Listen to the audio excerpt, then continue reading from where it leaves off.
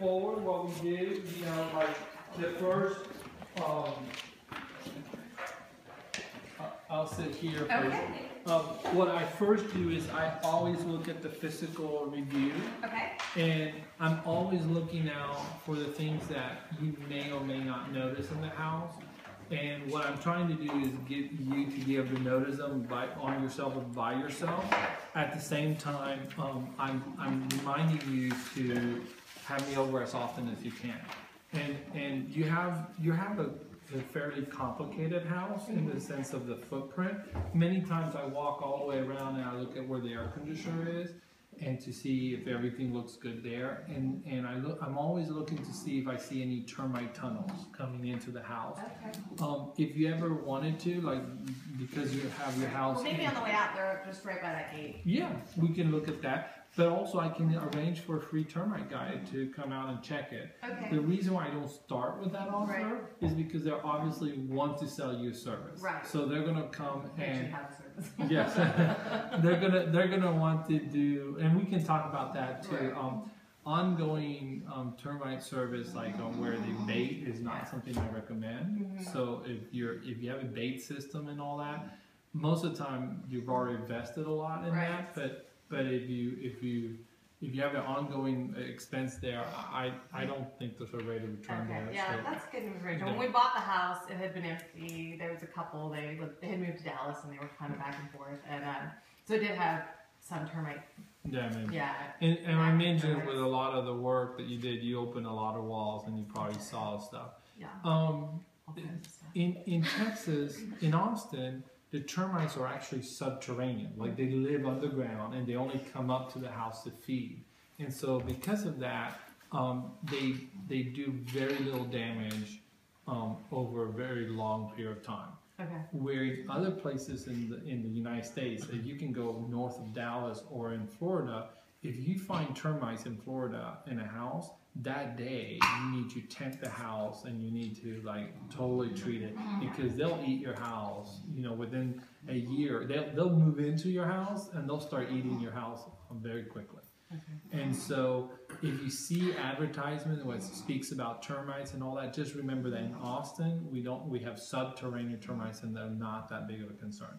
So I would even get to a point where if I saw termites, I would say, okay, within the next 12 months, I need to address it. It's not like in the next 12 days, if that makes sense. Okay. So we did the physical review, and I'm happy to add on the way out look or anything that you're concerned about. I'm always here to. And the idea is that I'm a different set of eyes. I'm like the hub. I do this with hundreds of clients, and then anything that they find in their house, they share with me, and then I share back with them. And so what I might learn from your house, I might share with. Like, I might be talking about Sierra Edge Pool with other people now that I see how nice yours done and all that. The other thing is you already mentioned this. I think you're kind of far ahead here. Is we talk about the improvements that you want to do, and we do try to line you up that you do improvements that stay within where you're not overdoing the neighborhood. Okay. I can tell you this neighborhood has like such a high ceiling that it would be really hard for you to blow that, because if anything, you'll be setting a new high. This neighborhood is not like homogeneous, like everything's between 300 this and 800 that. It's really like if you can find a house under 400, that's a miracle, but you can go multi-millions there. So yeah, and I think a lot of what we like about them is they have the big lots. This is one of a kind type house, and I think all the investment you're doing is very wise. I think you would sell it. You're doing well with what you did. This house has definitely transformed into like a price possession type house that we would list it. We will list it very high, and I think we would have multiple people interested in it. I actually sold a house a block away for about $800,000, and it was in really dated shape. That's how this one was. And we ended up initially buying it at $550,000, and I think if we had bought it in its current state now, it would probably be around $800,000. Exactly. Or actually, based on what they paid for that house versus this one, this would be higher than that. I think this is approaching $1 million house. Just gut feeling. I do sometimes run a market value. That's what, and so Sorry, yeah, we're getting ahead. what we do on there, you might look at the CMA here. I don't spend a lot of time to create a real strong market value here, because unless you're really looking to sell, it's really, if you're looking to refinance, we can give you an idea what it might appraise for, but ultimately, even that is not. It's going to appraise for high, and it's probably even appraised for more than I can sell it for. Just get the lender to appraise it. It's that simple. Are you looking to refinance, or you're good in No, yeah, we have it set up on a 15, and we're pretty trying to. Because part of market value goes into a loan. If you're on a 15-year loan. Yes. Okay. So what I would tell you is that now that you're in a 15-year loan, you really kind of want to stay with that, and there's never a point where you can refinance and do better than that. Right. Because and we just tried to do all the renovations as we went and just paid them off, and then. So fiscally, you're ahead of most people when you're doing that type of, but it's an aggressive, that's an aggressive approach. It is. It's probably, I don't know, it just makes it'll be, when everyone else is still paying on their house, and you're when done. You're 40 and you start over at a 30, you're like, oh my God. I get it. The only times that I recommend to stay on the 30 years is that if you want to invest your money in something else. So like if you were into a rental or something like that. I know you have plenty of rentals already, so it's not like you're doing this 15-year note and not buying rentals. Sorry, that's not okay. We also talked about property taxes. Yes. And where it can be a short conversation that we will help you file your homestead. I'm sure that's already been done, but I can check it here. Also, I'm happy to be the source of comps and the strategy of how to protest your taxes each year. Okay, great. I think last year we did well because, the first, we kind of bought in the mid-year, so the first year we just had the HUD. And then, we had the HUD plus whatever we had put into it. So I think we were able to keep it low. But I'm a little worried about this year. The next year, I guess. So there's a cap that goes in place if you file your homestead, and so hopefully it won't go very much. You do want to keep a secret all the things you've done to this house. They'll drive in front and look, and so when they pull the permits, don't they? No, okay. Yeah, and based on those values and stuff like that. So if you did all these permits and you declare value, they'll use some of that too. Right. Yeah, I think they have us at like 800 or something right now. Yeah, and then the next part is, there's a moment where I would tell you our strategy wouldn't be to fight what's they have evidence on until 2 or 3 years later when other houses are moving. Then we can start comparing to other houses and say, well, that house is only 700,000. Why can't we be appraised at that? But for now, you're kind of stuck with what you bought, what the permits show. You're adding on, but it's it is what it is. And at any point, if you have any questions about your taxes and as they come in every year, the idea is that if you get something in the mail that's real estate related, that your first thought is to call me. You can scan it, photograph it, or send it to me. We hope that we'll have a sort of intersection of the time we pay it off and that the taxes become unaffordable, and so then it'll be just like continuing the or like having the mortgage, but it'll just be to the government. Now you can afford the taxes because you don't have a mortgage payment. Yeah, I get it. Yeah, yes, I'm. Yeah, my plan is that my kids stop being so expensive. I'm not sure if that's going to work out. We have an 18-year-old dog. He's pretty expensive. So here, this is stuff that you're welcome to go through at your leisure. I leave this behind. It's for you. But really, it's almost more enjoyable, like for us to together. Like this actually shows you what a termite looks like. A lot of people call me when they see an ant, and they think it's a termite. And so, if it looks like a rice that is walking, it's a termite. But they're light sensitive, so they have no color to them. If it looks like an ant or anything that's not white, then it's not a termite.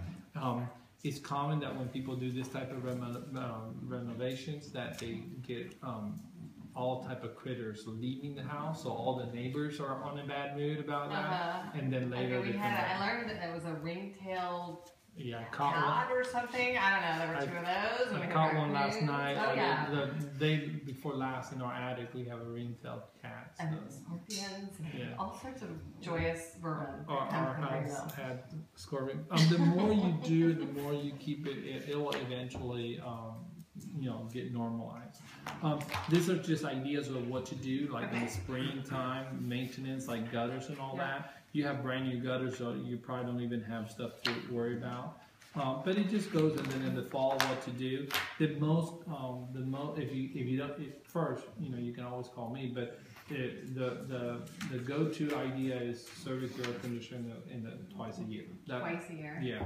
And the water heater, we just put in the tankless one when we did the renovation. Yeah, there's no service to water heaters throughout. So they said to flush it? No. I haven't heard that, and they talk about flushing real tanks to get the sediment out. Right. And a tankless actually never holds water. I mean, every time you take a shower, you're flushing everything that's in it out. So I'm not sure unless there's a little pipe coming on the bottom of it that kind of could catch sediment, you might want to clean that pipe out. So we can look at it really those things are maintenance free, so what's left to maintain is your air conditioner. And the best real maintenance of air conditioners is just change your filters, And my recommendation is buy the cheaper filters and change it once a month. I mean, yours is a little bit high, so it might be a little bit difficult to do, but change it more often than getting real expensive filters that you change only once every 6 months or something like that. But that's what we recommend. But the other thing they talk about in here is tested GFCIs. You know what a GFCI is? So, you might test that once in a while. This talks about, and I mentioned it when we're outside, how to protect your foundation. And we already talked about, getting the water away from the house, gutter, water control, sprinklers, and all that, things like that. I think the best thing to do is always have people come out and look at it and give you your opinion. I don't think there's anything you need to worry. I noticed you had cameras and security already. Yeah, I live too long in big cities, and my husband's from South America, so we have a little bit of the security hysteria. But so we have cameras and the sound and the motion. So all that is great. I love to be able to check on my house remotely and all that. I will tell you that before anyone sells you anything, the best security system is a dog. I see your dogs might not be too scary, but you never know. And then the idea of keeping lights on and off, like on timers, and I see you have all that type taken care of. So it's pretty straightforward. And it talks about all types of things. One of the things that came up with it, we used to do this where we offered to go into a house and record their house so that you had it for, if you had a loss, you knew all the items you would have. Your house is really quite done up and all that. My thought is there's a moment in time, if you have a moment, just go from room to room, open every closet, and just take a picture of everything you have, so that if you ever had a fire, lost everything you had for your insurance purposes, everything you have. Okay, yeah, because we have the paintings and the antiques that are over 10,000 like insured and itemized, but it's just the rest of the someone who has this much quality stuff in here, and you have a lifetime of stuff that you acquired, it may be valuable for you to document it once and obviously record it and keep it in some type of cloud storage or something like that. Add it to Carlos's weekend homework. Yes. The first time we did it, we actually did it with the old VHS tapes, but now everything is, and we used to. And you showed how important like your TVs were at the time and stuff. Exactly. The giant things. This is about improvements. Again, I think you got that handle. This does talk about the life expectancy of things that, so if your water heater went out, how you could look here. The truth is that if your water heater went out and you were not sure if it's been there long enough, the easiest thing to give me a call, and I can help you troubleshoot. Look, it's 15 years. It's time for a new water meter. Yeah, we tried to replace it. Sorry. No, he's great. I think she's just part. She's very dainty. She's part of the conversation. Yeah, the only thing we didn't do was the furnace, which sometimes I'm worried about, but.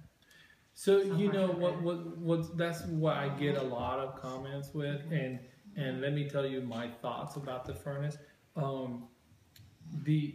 The way I see it is that you don't replace the furnace until it's dead, like dead. Like, so it's kind of like that car that you take to the shop a couple times, and it's not until taking it to the shop is costing you more than the new payment that you get a new car. What is frustrating about that is it typically goes out in the coldest day of the year or the hottest day of the year, because that's when it's most stressed. So what I typically do is get people calling me in a panic that my air conditioner is now literally dead and I need an AC like by this afternoon, you know, and that becomes a little bit hard. And so if your air conditioner and furnace is really quite old, what you might want to do is get an estimate and get a plan of action of what it would take to replace. Okay. But I don't preemptively replace it. You're right. And then we have the 2 new units. So 3 ACs. Right, and that's that's the better scenario, because if one goes off, you can always be in a different part of the house and survive. And so people with 2 units or 3 units, they can go a little bit further, and in fact they get more value out of their ACs because of it, because they're more willing to let that other one like suffer a little bit and service it. But anytime you wonder how much something should last and all that, or anything like that, or if you want to just have me, you can refer to this, or you can have me back by. But this also talks about the cost versus value, and like everything I've seen, I mean, I'm imagining, you know, the kitchen being in that small room, everything you did in this kitchen, you're getting a rate of return on it. And so even a swimming pool that doesn't have a high rate of return, it's a luxury. A swimming pool in this type of lot here is what gets you up to $1 million. So, in that type of pool that's really aesthetically pleasing, what happens is that very few houses might get this large and in good shape, meaning good paint and good cabinets, but they lack design. And so your house has that design to it. So when it's time to sell, people are going to be like, I really want a swimming pool that is this attractive. That's not just a square pool, you know, something like that. But anyway, this is all cost versus value. It actually goes into describing any, I mean, you ask about a garage, it'll actually tell you what a garage addition looks like. You know, construct a 25 by 25 foot structure, 2-car garage, and it goes into the detail of it, so that later you can see what it costs versus the value and all that. I still think that your issue with the garage has more to do with logistics than whether you want to spend the money. So do you want a garage a little bit further away, or how do you make it? Yeah, I mean, I think we're going to be pretty happy with just extending that, so you can kind of come in and out the back, because otherwise you're always coming in the front, and it's not as convenient when you're like doing groceries and things like that. Exactly. It sounds like you have a great group of people working on your house, because I see all the work looking really good. This is a list of some of my preferred service providers, you know, like a good air conditioner guy, good electrician, you know, that type of thing. What I do is I put this in front of you, like for example, Roberts, they came out, you know, and they found the ringtail cat in my attic. I mean, they were out there just 2 days ago. My kids like, can we keep the ringtail? You know, it's like, we don't need another cat. But this is like an illustration. If you notice, it's a little bit short. Actually, now you can go to our website and enter a repair request, and we'll either have a provider or we'll have one of our crews come out. And so it's obviously I would comes up. and I would always look at the type of quality work I see here. I would also encourage that if you come across a really good person, that share them with us, and we'll use them, because we have clients who, you know, will appreciate a good contractor. This is the market value. In this case, I didn't run a CMA, so I don't have but if you want, I can do that and email you if you care about the value. And then this is all the questions. I've done a couple, you know, kind of watch things in the neighborhood, but I don't really know. And so here's a copy of your tax report, Okay. no different than you could get online if you went to TCAD. We show how it showed in different years, and if you wanted to talk a little bit more about that, but I think we're clear that, you know, what you got yourself into. And the When we idea, bought it from them, they'd had it 30 years, and they had the over 65, so. right, so, the only thing I can, recommend is that you can, at any time, if you have any questions, just ping me on it. I'm happy to chat with you. You don't have to disclose to the county what you spend on the house, nor what you're spending on the rehab. But they will look at your permits, and they'll do their own investigation. It worked out for us because they had assessed us higher, so then Right. we had the receipts, and then And the HUD was, and yeah, it helped you.